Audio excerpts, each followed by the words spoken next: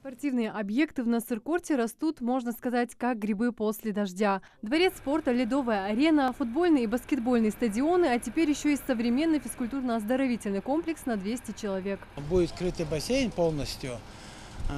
В данное время ее делает фирма «Миртом» Пятигорска.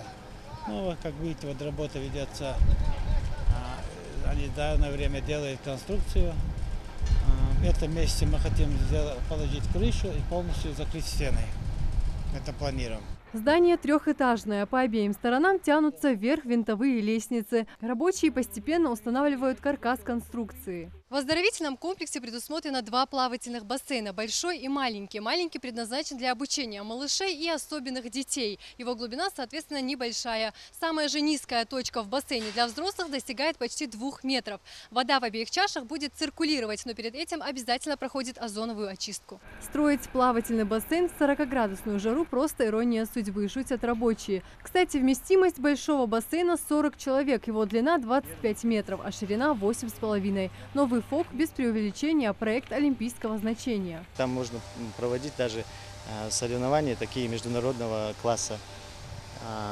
Также на 2-м этаже есть буфет.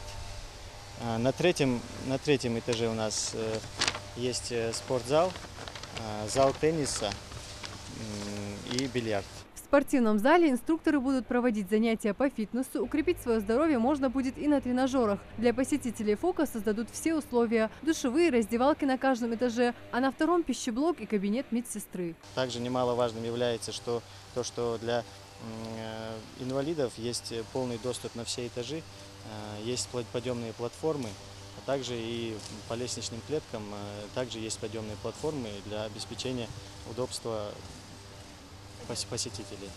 Согласно проекту, фасад здания будет окрашен в тона российского триколора, благоустроят и прилегающую территорию. Спортобъект планируют сдать в 2018 году. Марина Муталиева, Адам Далаков, Новости 24.